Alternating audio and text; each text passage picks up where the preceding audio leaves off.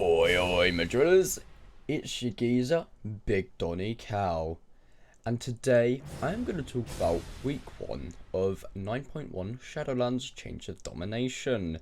But before I get into that, over 80% of you guys aren't subscribed, so if you want my pocket healer to eat this month, then I suggest you do so.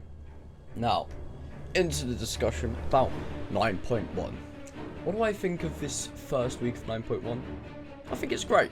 I do quite like it.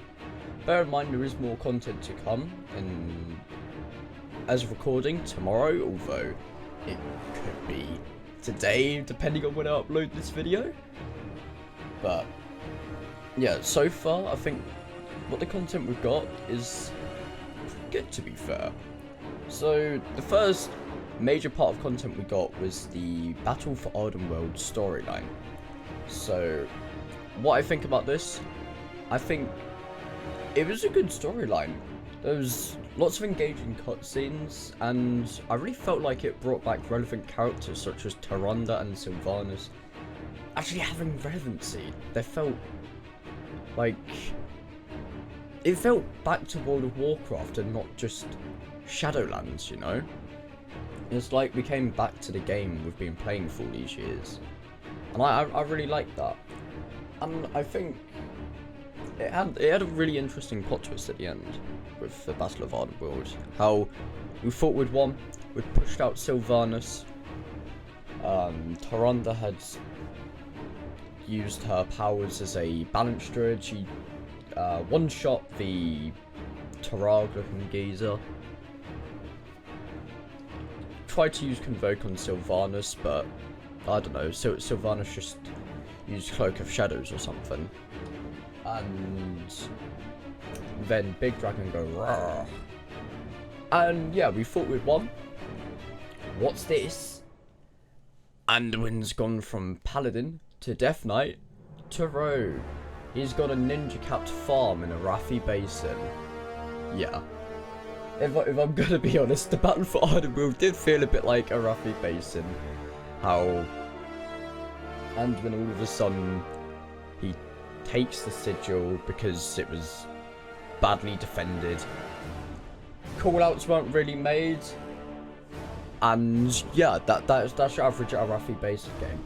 People don't make callouts when defending farm, no one goes to defend farm, and boom. The Alliance Ninja Cap farm, and you queue again. But yeah, I think it was really good. And unlike some battles in the game, I think the Battle for Ardenweald actually felt like a proper battle. Like, I felt like when playing for it, I was fighting to gain control, to claim victory and push back the forces of the Maw. So overall, I can't fault the Battle for Ardenweald at all. I think it was a really great piece of content, good storyline, and I can't wait to see more expanding on that. Now, the next thing I'm going to talk about is both Korthia and the Maw. So I think the intro of us being introduced to Korthia and the little storyline there was pretty interesting. I quite liked it. Although, I do have one thing to say. So when we bring everyone into the Maw, I'm not sure if you remember, but very early days in 9.0, one of the early quests, Bolvar says if he stepped foot into the Maw, then he would most likely be mind controlled by the jailer. Just like that. So, why is Bolvar in Korthia? Korthia is now part of a Maw, so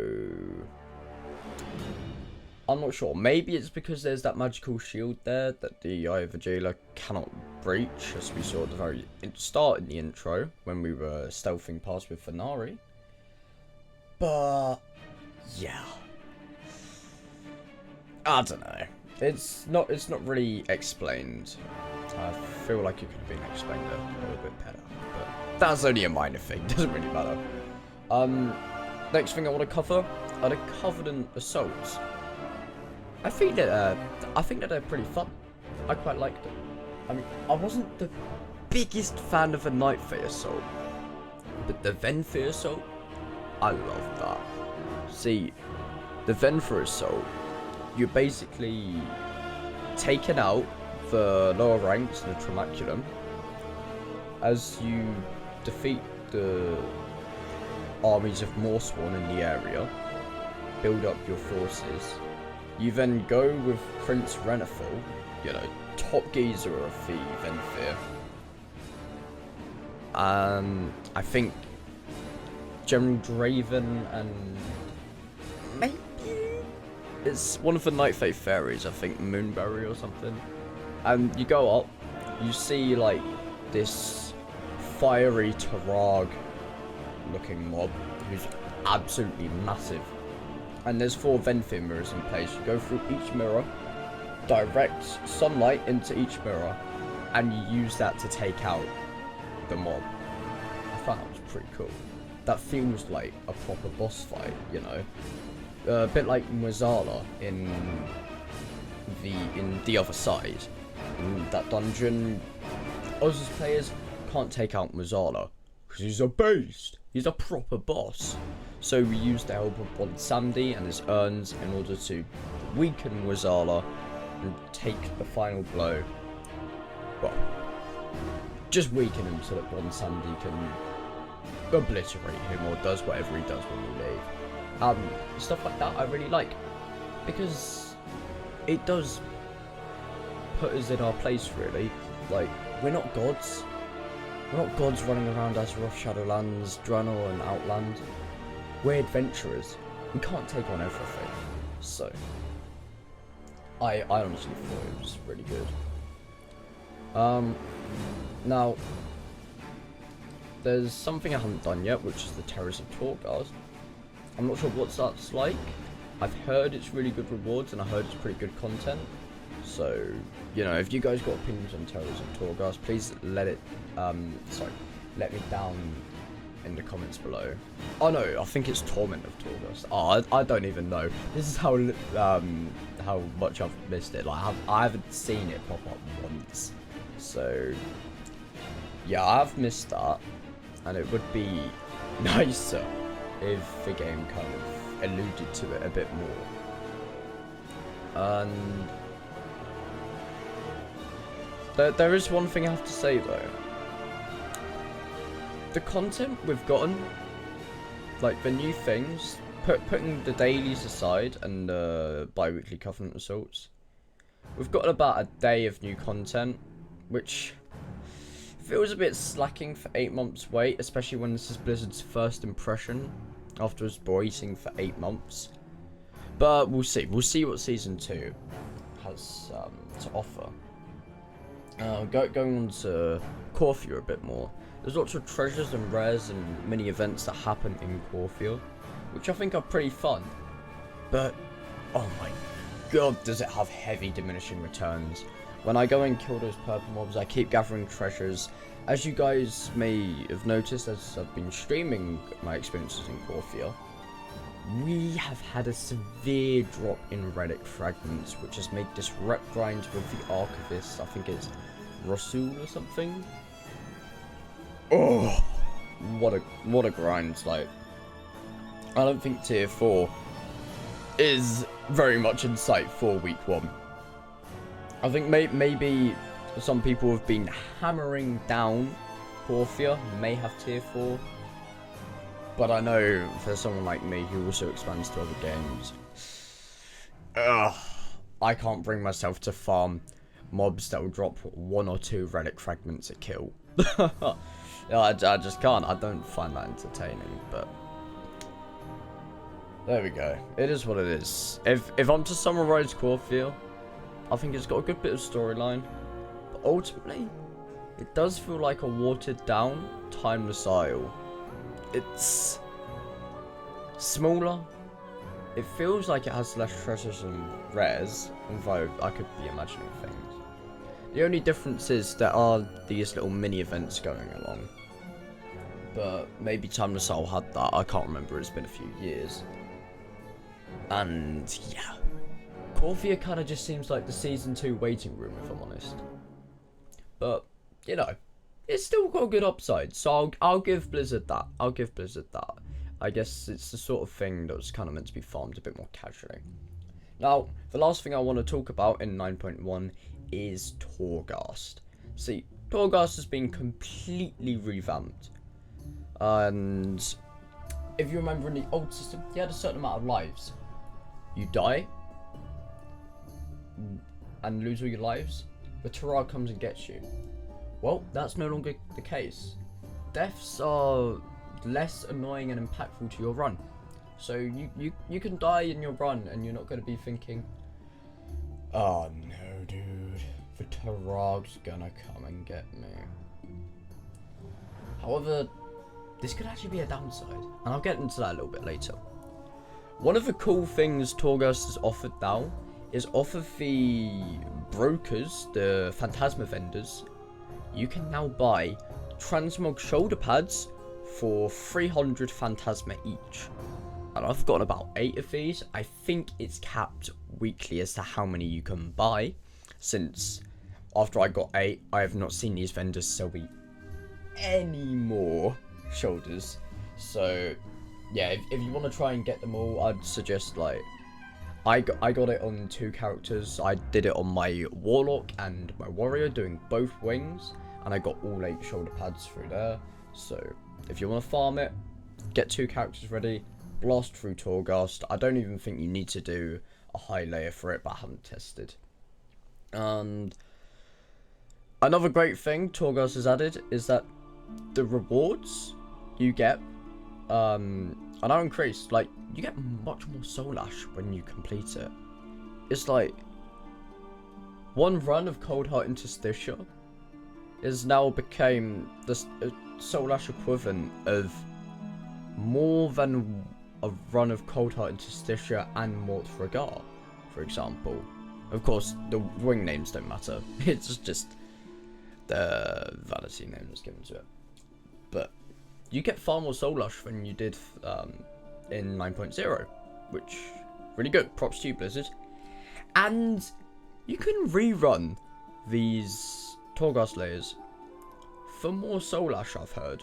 I've heard that from a mate. I can't confirm it myself, but apparently there are heavy diminishing returns. I think when rerunning a layer 9, my mate got, I want to say 180 Soul Ash, which is pretty good when the layer 9 gives you 960.